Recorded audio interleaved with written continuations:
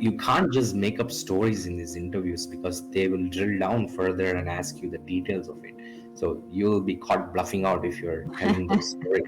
So I think what has saved me is that I have been in these tough situations, handled it exceptionally well. And then when I go to interview, I have that confidence because I have my data to back up that. Welcome to the Making the Career Leap podcast. I'm Lynn Loy, a talent advisor and recruiter based in Singapore. If you're thinking that it might just be time for you to change your current role or career, then this is absolutely the right podcast for you. In each episode, you can expect to hear the fascinating stories and perspectives of talented individuals I've met through my work and network. It gives me great pleasure to have these in-depth conversations that dive into the why, what, and how behind the big moves that these professionals have made across different domains and industries, as well as how they might have also enabled others to make similar career leaps. If you're new to the podcast or want to tell your friends about it, just visit makingthecareerleap.com to access all podcast episodes and transcripts. Or search for Making the Career Leap on Spotify or Apple Podcasts. If you prefer the video format, you can also watch the podcast on YouTube at youtube.com/@careerpodcast. Now, let's go on to our interview with Chandu Rao. Welcome, Chandu, to the Making the Career Leap podcast. I'm so happy to have you on. Thank you so much for your support. And I've always enjoyed chatting with you on text, over the calls. I think having a video call like that and doing a podcast interview is just going to benefit so much more people with your wisdom and insight. Thank you, Lynn, for having me. I think it's a very good opportunity for me to share my experiences with larger audience as well. And it's very interesting, right, how we met and now we are Yeah. podcast and I'm being invited for your podcast because I still remember the day you called me for an opportunity. Of course, things didn't work out as intended due to whatsoever reason, but for some reason we still kept in touch. Of course, I do often seek advice from you from time to time, and you're always there to guide me in the correct path. And I'm so happy to be here. Thank you so much, Andu. And I think I would just say this, and not just because you came on the show, right?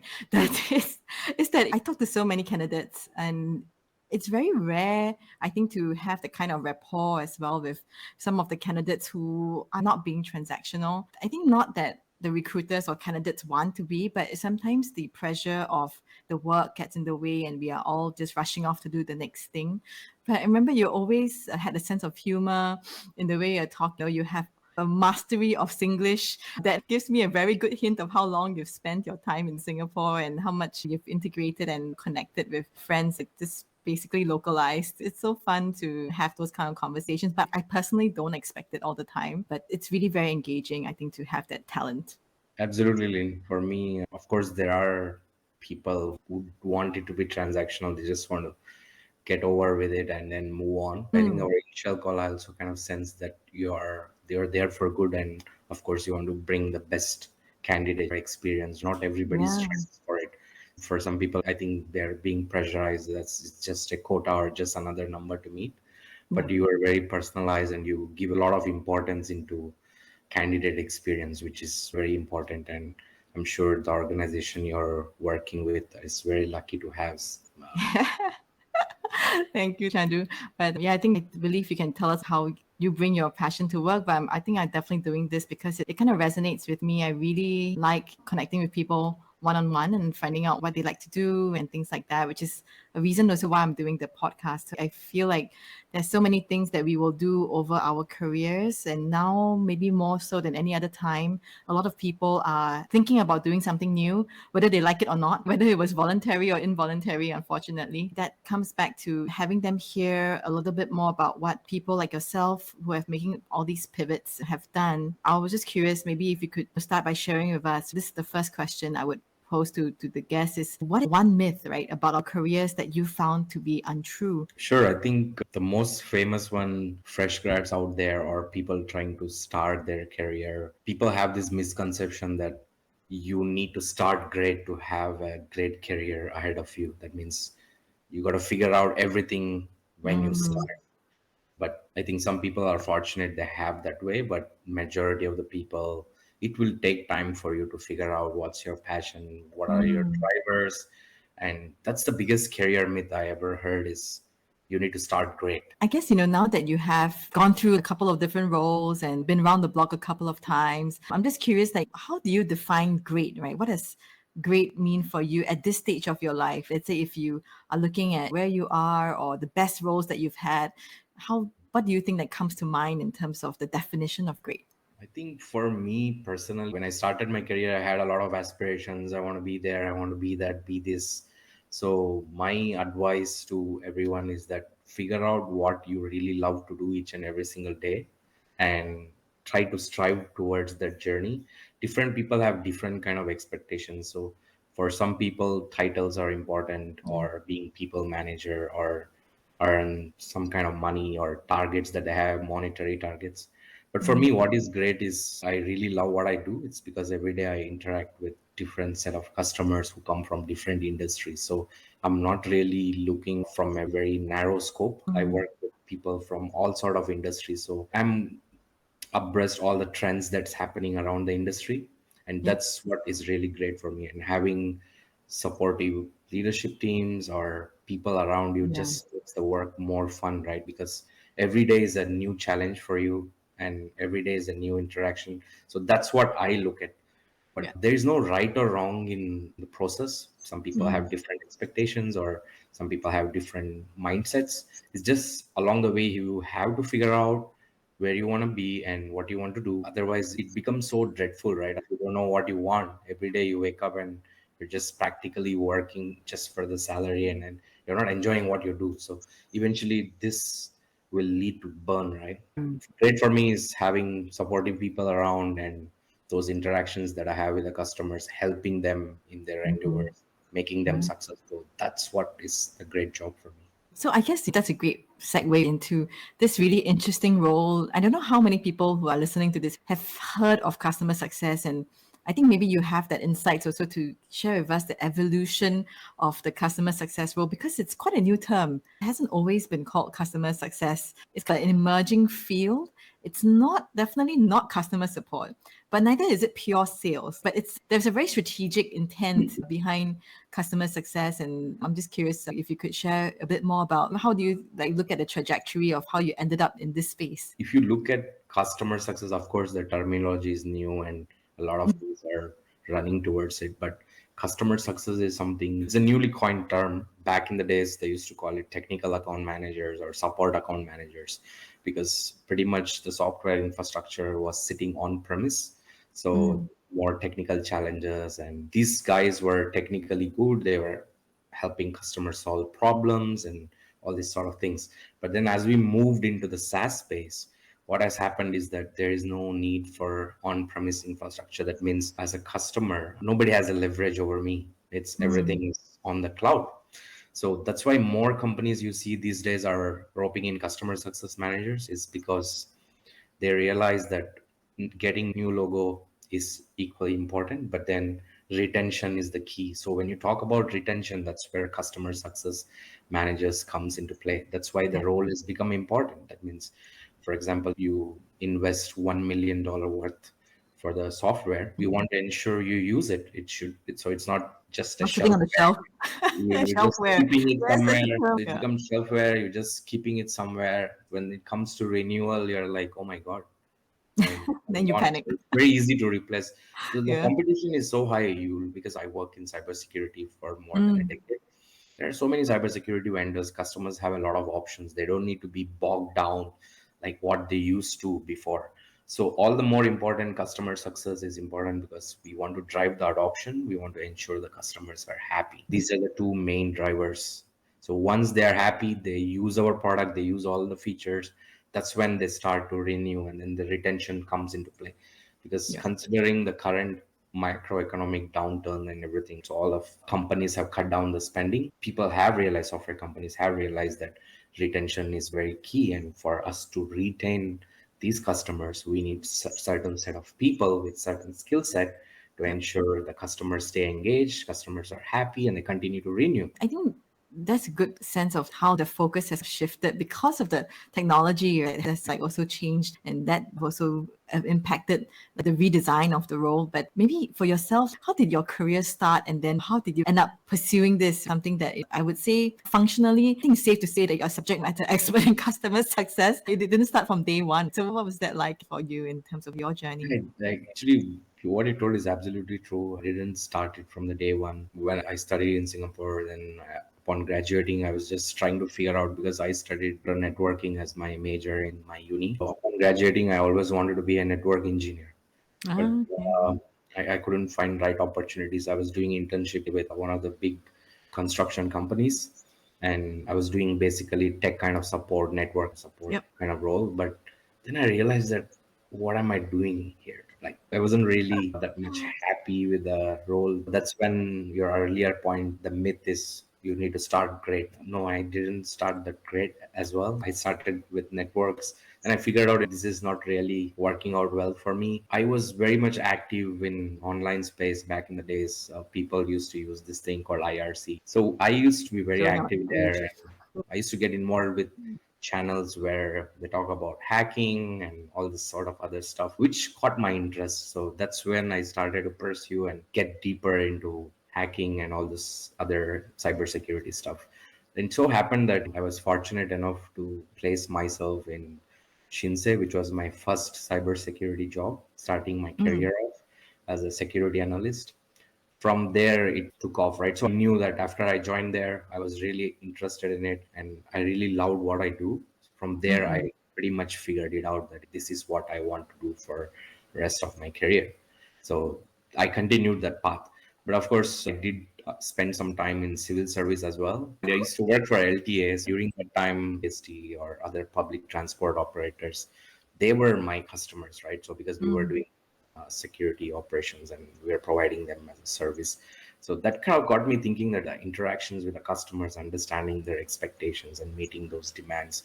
So I was thinking, why not explore end user environment at some point of time got to me. I was feeling having doubts, self doubts, even though I pretty much know I was in cybersecurity, but then I'm having these doubts that should I continue to stay here? I still remember one of the talent acquisition managers when she spoke to me. She had idea or she knew that I didn't come from typical vendor or software kind of space, Yep. but she liked the conversation, how it went, and how I take care of my customers internally. And then I went on to interview with Intel back in the days, which was Intel Security. At that time, the title was just support account manager, but I was Yes, there's no such thing as customer success last yeah, there time. was no such thing as Yeah. customer success manager, to be frank. I think Salesforce folks are the one who coined that customer success, Mm, and it is where it is today. But not a lot has been changed. I was doing pretty much the same thing as customer success manager, just the title was different. I was mm, involved more on technical terminologies or technical terms, helping customers to have a better security posture. But over the period of time, customer success, as you go along the way, you give importance to retention, you talk about AR mm. and talk about renewals, so all these sort of things. So new terminologies I learned along the way, and of course, each and every interaction with the customer, how the on-premise pivot to the cloud, everything changed. So this kind of growth journey led me to where I am today, and I'm very fortunate to have experienced both sides, right? So I can have the conversation from beginning to where it is customer success today. Yeah.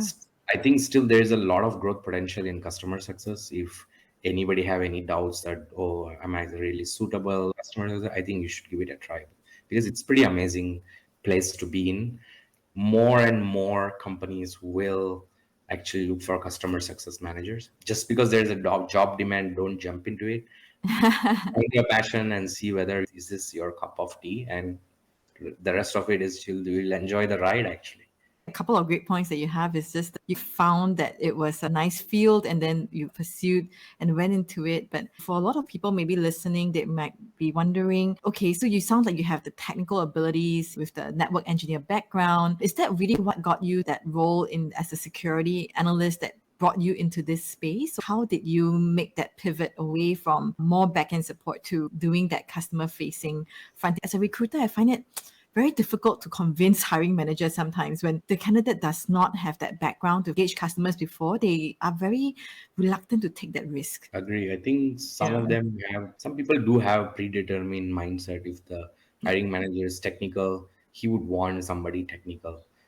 But I feel that is very short-sightedness. There are amazing people out there who has exceptional people skills, exceptional business acumen. These are the people that we need to bring in. We got to take chances on people and then bring them on board to see where we can lead them or how we can coach them to get where they want to be. For me, of course, having the technical background really helped Yeah. because as a security analyst, I'm supposed to know what it is because it's the matter of having your organization breached or you're saving the attacks from happening. Yes. So you're saving the company information from being stolen or whatsoever. So of course, having the technical knowledge help, but the trend is changing. I think people have realized that you don't need technical genius. Technical skills can be learned over time. Yeah. I think there are so many other skills people possess, which is far superior from somebody who's maybe just technical. People got to give chance to young grads or people who want to pursue this mode of career. I see the trend changing. I did have colleagues in some of the workplaces that I work who came from a non-technical background. Of course, the learning curve was steep because as a customer success manager, you're a trusted advisor, you got to know the tech a little bit. So I think over the period of time, the learning curve may be steep, but they will get to it if the person is passionate. Seen people do exceptionally well, Yeah. and some of them even hold leadership positions. But they started off someone who is non-technical, but they are in a tech company. They understand that they can have that conversation with the customers. Of course, Mm. customers don't expect CSM to or customer success managers to come and troubleshoot the issue, but you got to Yeah. have a broader understanding, not just customer success. These days, even your field, when I do have my friends who are in talent acquisition, beautifully about their company's motto, the software, what is the problem that they are trying to solve, be it big data or security, they can speak very eloquent. Things have transformed from where it used to be before, and now it is not just as customer success managers, sales, Yeah. everybody in company is capable of having that conversation because the information is out there. You Yeah. can learn whatever you want within few minutes. Everything is there at fingertips. Actually, that's such an important takeaway, right? So I just saw this quote. Somebody was posting it on LinkedIn, basically saying, "You think ChatGPT will change the world? Look at how Canva came across 10 years ago, and it's still really bad graphics. But it's like all these tools and information. If you're just average, you are in trouble, right? But if you are great, these tools can give you that advantage, right? But there is that gap there that I think not everybody can fully utilize it. So you last time maybe everybody was bunched up and you can't really differentiate as much. But now that when there is so much more information, like the average and the grade, it's like distance gets wider and wider. I feel. I don't know what you get a No, sense. I saw that quote as well, and I totally Yeah. agree. So people have this misconception. I got some people who reach out to me, like fresh grads or other Yeah. podcasts or LinkedIn posts that I do, articles that I do. People reach out, Mhm. how can I break into customer success?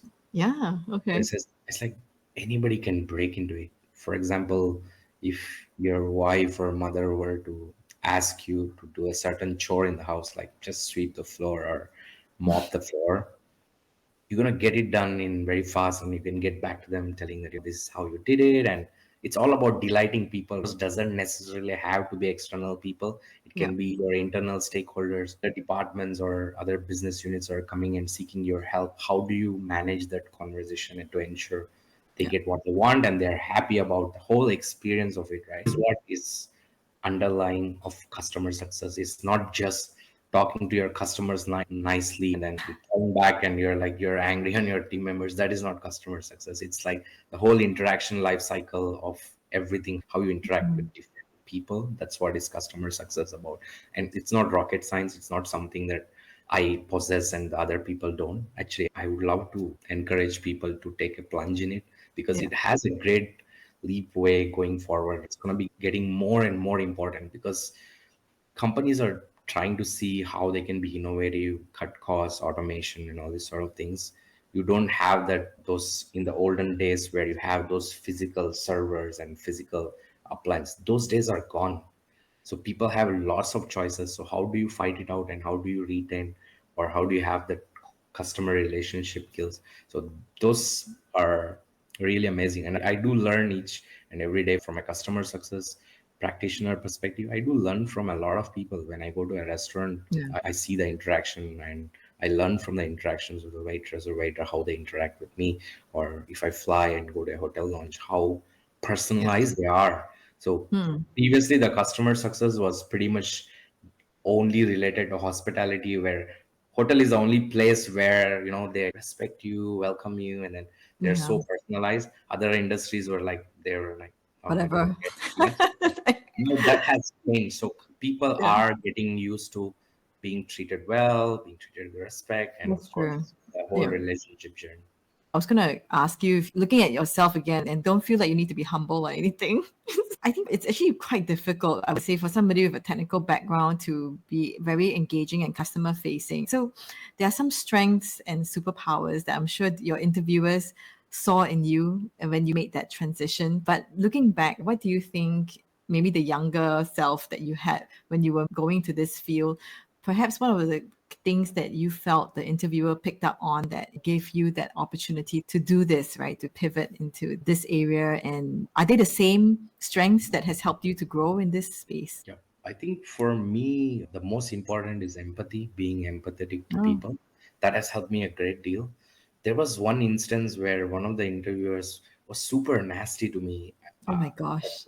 but later, it's not a really that bad as it sounds, because later I figured out he just wanted to see or Oh, test okay. point will I Yeah. break. Because when you deal with customers, highly critical systems, there are probabilities and there are instances where things will go terribly wrong. And when you go on a call, or when you meet a customer, it's the worst ever time for you to be having that conversation with the customer. How do you handle that pressure? Because it's really takes a toll on your health, your complete well-being.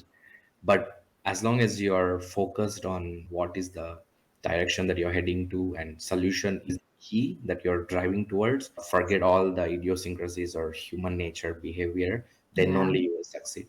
I think for me that played quite a important role in terms of how I handle stressful situations or being empathetic. Of course, typical customer success interviews, they will ask you to give a live example of how you handle the toughest situation. What did you do? You can't just make up stories in these interviews, because they will drill down further and ask you the details of it. So you'll be caught bluffing out if you're telling those stories. So I think what has saved me is that I have been in these tough situations, handled it exceptionally well. And then when I go to interview, I have that confidence because I have my data to back up that I have really done this and this is how I handle it. I can speak very confidently about it. Yeah. So it assures the hiring manager that this guy can handle difficult customers. Customers are never easy. Nobody will tell you that I got $1 million. Can you please give me your software? Nobody's gonna say. So when it comes to renewal, there will be tough conversations, and they have every right to do. You can't say they are wrong. That's true. It can be challenging because they will be facing internal heat, internal challenges, which we don't see. So as long as you're oriented on solutioning, you're helping them, they can clearly see through the whole thing. That's my greatest strength, being empathetic to people and being there for people, which I really is key value driver for me, not just professionally, but personally, be it my friends or whoever. Being there is very important. I think we've covered the interview process, and I'm just curious when it gets to the offer stages of all the different roles that you've had, did you have a strategy of what you would do to become like a top candidate for the role? Did you try out different things, be it how to stand out and emerge as the top candidate, or was your focus on something else? Yeah. Sure. I think for me, to be very frank, I never tried to be top candidate. At times, I never asked in an interviewer that how many other candidates are there in the pipeline. I get that question a lot. That's Because for me, the thing is, how does it, for that's my personal take. Of course, yeah. people are different and I respect everybody's opinion. For me, how does it matter? For example, if talent acquisition managers say there are 50 in the line, so are you going to just give up thinking, oh my God, there are 50 people? What are the odds that I'm the best among 50? No, I don't think that way. For me, I never ask somebody that how many candidates are there. What I try to do, of course, not every interview I have gotten selected and I have a job offer. No, I've been through many failures. Of course, I learn along the way. Yeah. But for me, what has worked is that when they put job descriptions or JD, I Yeah. usually map out to see where do I stand. I have this mental scoring system. So, for example, if they say 15 years in customer success, say, okay, I have 10 years, so 5 years, yeah, it should be okay. Then you say, You're an optimist. yeah, so there are cases where people just give up. I have previously applied for roles which people have just given up thinking that's way too high. But when I Yeah. go and talk, it's just a normal conversation, and sometimes it really worked for me. But then when it comes to compensation part, it didn't work out. That is a separate story. But you shouldn't be Yeah. scared of trying anything, right? If you're confident, you have the skill set that is required. So I map one to one on where do I stand. I have Excel spreadsheet actually. So Oh, I left that is very analytical of you. so I have the job Occupational description has on it. the left side, and then on the right side, I put in where do I stand. So when I map it out, that mind mapping will helps me to see where do I stand in this role. And for me, I don't just blindly apply like 50, 60 jobs. They call it rage applying now, right? So I see where do I stand and Yeah. what the company itself, and then go for it. So once I go for it, I go all in. Of course, But not all the rounds are in your favor. There are certain rounds of of interview where you course, feel a bit let yeah. down, but then I come back up. The resilience definitely counts. I'm just curious, at what percentage of confidence do you need after you're doing your analysis to go for a role? Do you need 70%? I think the most important thing is when you're applying for a role, you should have that 70% that I'm gonna go and nail this. And then when you map it out, it gives you a booster. Yeah, this is You add meant to another be. 10, 20%. Yeah, then it will make that 100%.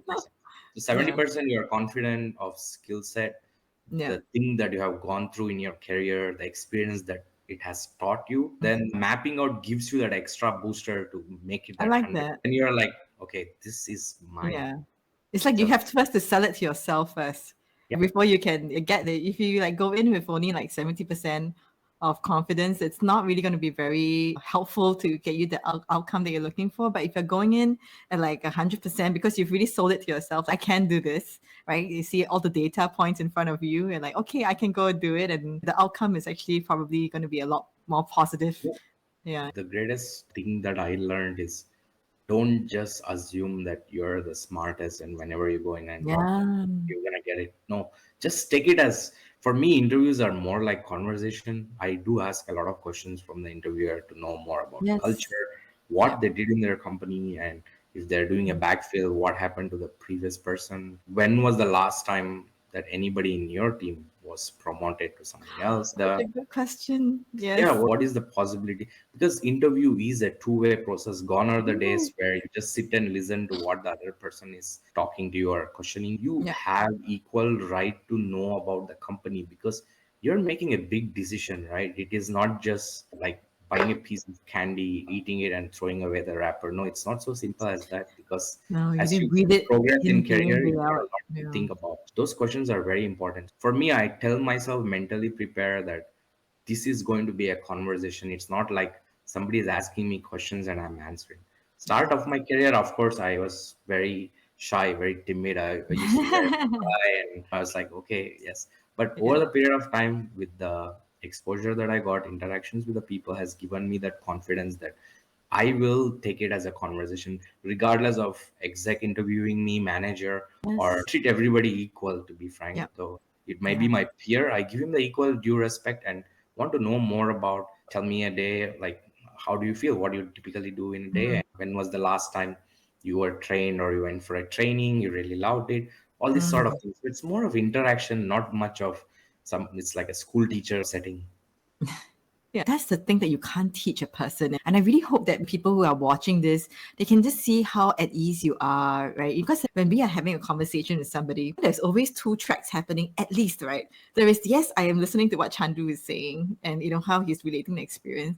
But I have so many other senses that's picking up on what is Chandu's vibe? How is his voice? Is he like rushing somewhere, or is he like steady and calm? And I think all the interviewers are having that two tracks, like they're processing the information they're hearing, but there is also that whole picking up other kind of cues of how you are that I think humans are so attuned to, because it's necessary for evolution. We need to know whether we should fly. Is this danger and we just get out of here as soon as possible? Or is it safe and we still want to stay with this person and think about that? I really hope people, when they watch this or hear this, right, they can get a sense of like you have been calm, you are interested, having a conversation, but it's just very comfortable. Yep. I think oftentimes that is a very key skill that people forget. It's not Yeah. just fancy degrees or something, but Yeah.